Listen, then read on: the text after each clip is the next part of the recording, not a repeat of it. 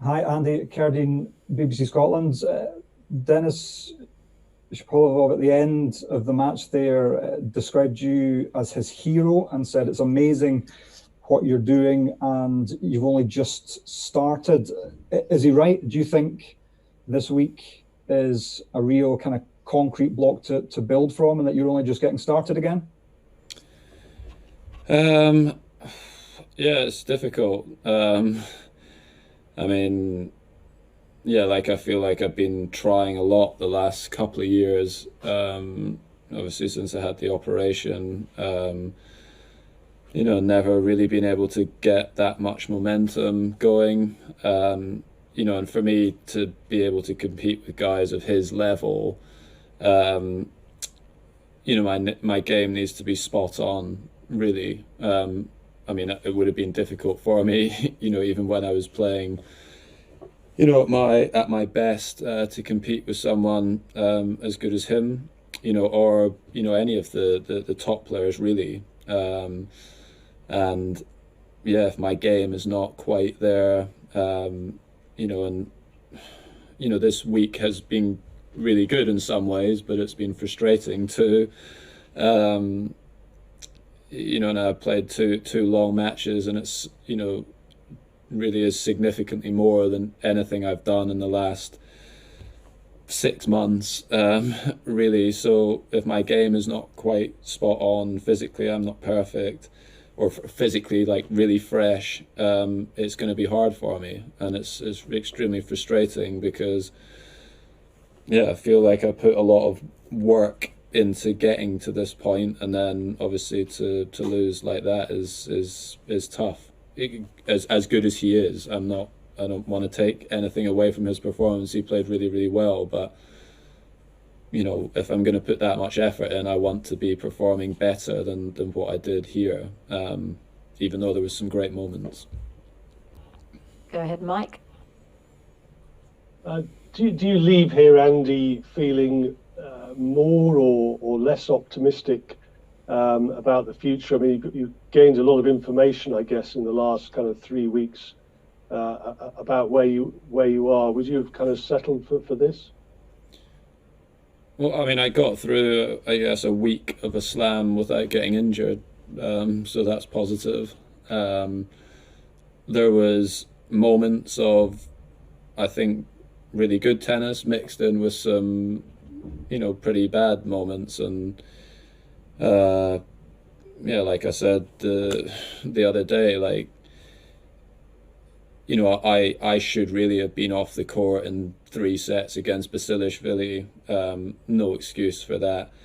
What happened in that match, and you need all of your reserves, and to conserve as much energy as you can during these events. And I messed up there. It was a set and a break up against Otti, and immediately like lost 3 games on the spin and was a breakdown, and then 2 sets to 1 down. And it's like, those sorts of things, I could have put myself in a much better position going into today. So yeah, it was positive that I got through the event without getting hurt. But yeah, negative, I guess. And I feel like I can do better tennis wise. I feel like I can play better and close matches out better. And but to do that, I need time on the match court and need more time on the practice court, and I've had neither in the last few months. Go ahead, George. Hi, Andy. I was just kind of wondering physically, like how exhausted you are feeling or not right now, and in terms of getting that momentum physically going forwards, are you now confident you'll be able to perhaps string a few more kind of better 3 set weeks together and feel physically fine to then get yourself ready for the slam and get your tennis there, kind of shake the rust off, etc.? Yeah, I mean, I think, like I said, from the physical perspective this week, it was positive. I played, I don't know the exact length of the matches, but 3.5, nearly 4 hours, I think, the first couple of matches, something like that. So I would assume that playing 3 set matches shouldn't be too much of an issue. Doing that, so yeah, like you need need momentum. You need matches. Like I said, to compete at the the highest level, and because of my ranking and not being seeded and stuff, like you run into guys like Berrettini in the second round, who's serving huge and hitting the ball huge, and you're just not quite ready for that sort of pace of play. And then again today, I guess before, like if you're ranked 3 or 4 and you're seeded and you can sort of avoid some of those players until later in the tournament, you can maybe build a bit more momentum that way. But yeah, I need matches, and I need a run of them and time on the practice court. If I want to improve my game, which clearly I need to, I'm not suggesting my game is in the best place. I'm gonna have to spend a lot of time on the practice court working on stuff. Eleanor?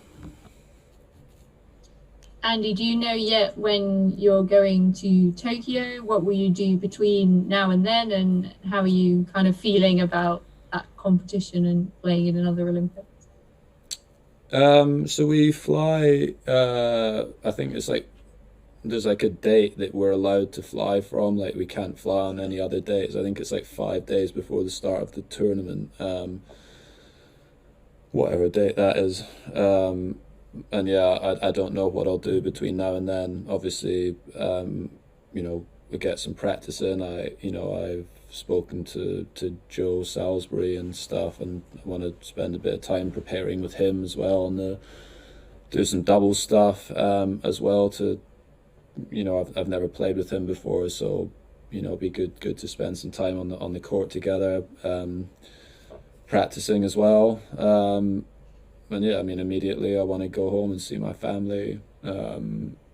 It's been, I mean, I know it's only been like a week or 10 days, but like when they're like close and like can see, like your wife and family and stuff, like they're right there, like on the court. Then when you can't see them, you miss them a little bit more probably. So go home and see them first thing in the morning, and then see where I go from there.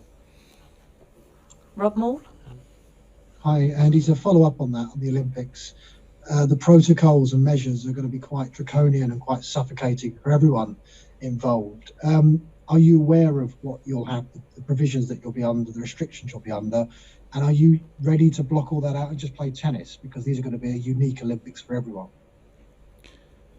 Yeah, I mean, look, I would rather not be in bubbles and stuff, but I'm also okay with them. Like I said, I don't like this week's obviously different, but like a normal tournament, like if I'm on the road at a tournament, the only thing that I would do differently would be, well, I wouldn't be getting the COVID things up your nose every couple of days. But yeah, like in the evenings I would go for dinners out, but the rest of the time it's the same for me. Like I'm at the hotel, I'm at the courts, gym. I'm not really going out that much, like exploring the cities and everything, so I haven't minded the bubbles and things. I know it's going to be strict in Tokyo, but I'm all right with that. It's fine. Go ahead to Miney. Hi, Andy.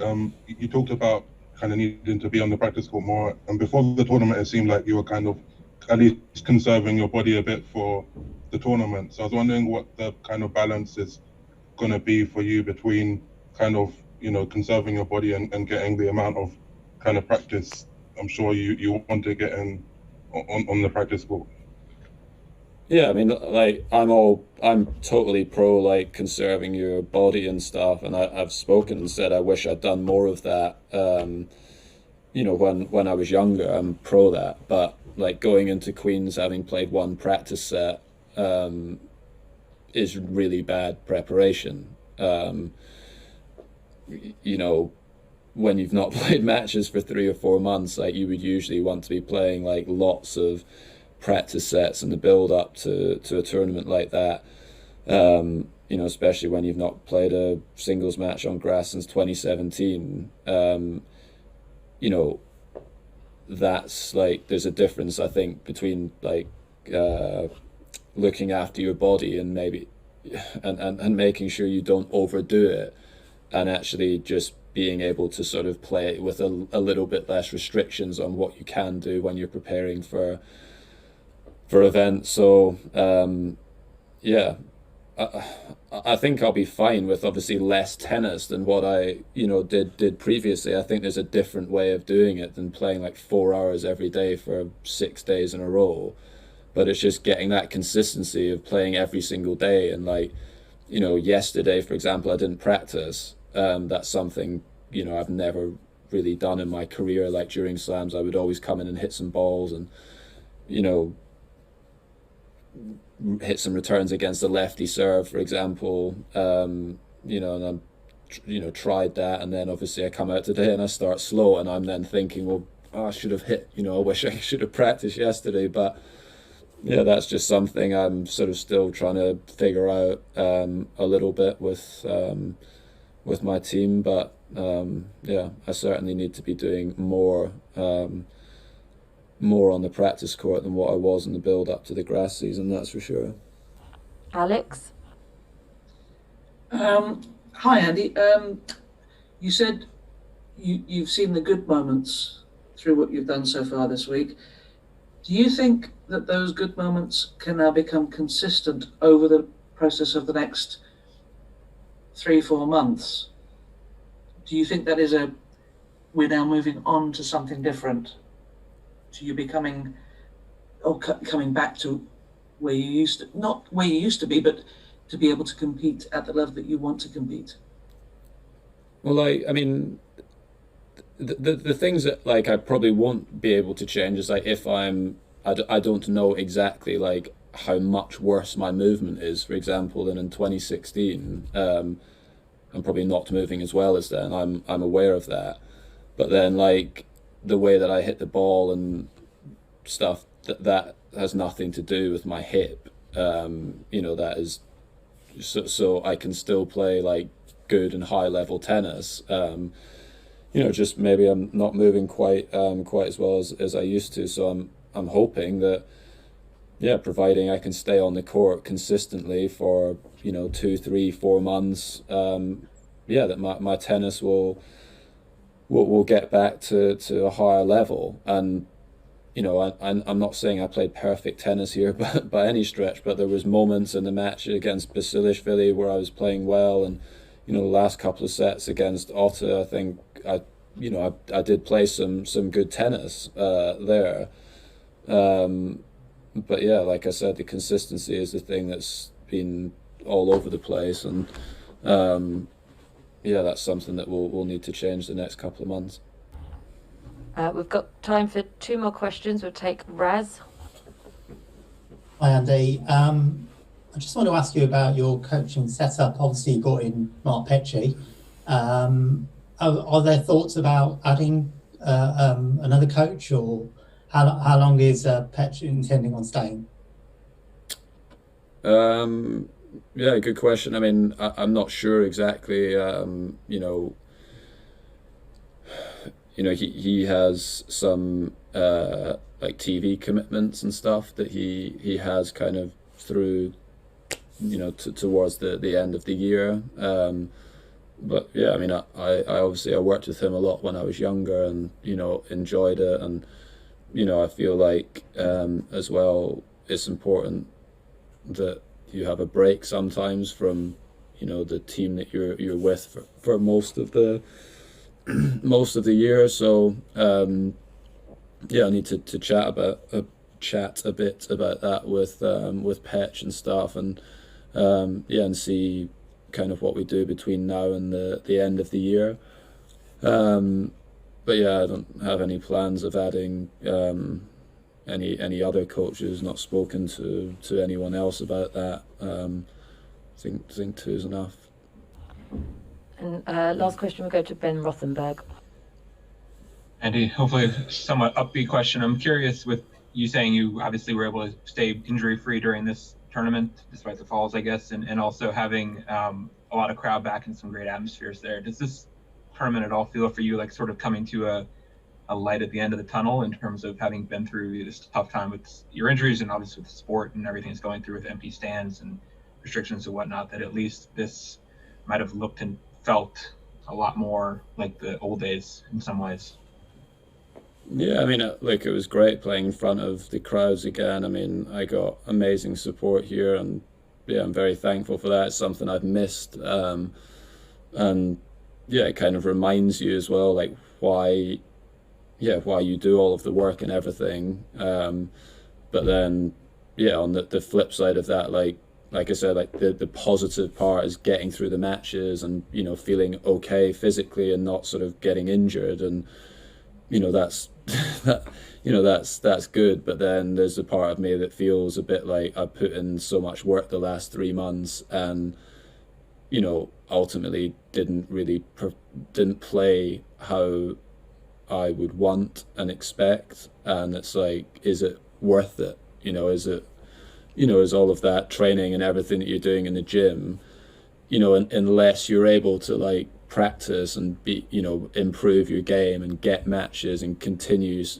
get, a run of tournaments, like, is it worth all of the work that you're doing? And there's part of me that feels like, yes, it is, because I had, great memories and stuff from this event, and, played in some brilliant atmosphere. But then, also I finished the match tonight, and I'm saying to my team, I'm like, that's just, I'm just not happy with how I played. So unless me and my team can find a way of keeping me on the court for, a consistent period of time and allow me to practice the way that I need to compete with these guys, then that's when, the discussions about what I do next will come in, because I've genuinely put a lot into this to get to this point, but I'm not being able to practice and prepare how I need to perform how I would like at these events, which, like I said, I'm not expecting and saying like I would beat Denis Shapovalov. Like, he's a brilliant player, but I feel like I can do a lot better than what I did this evening. Okay, thank you very much, everybody. We're out of time. That concludes the press conference.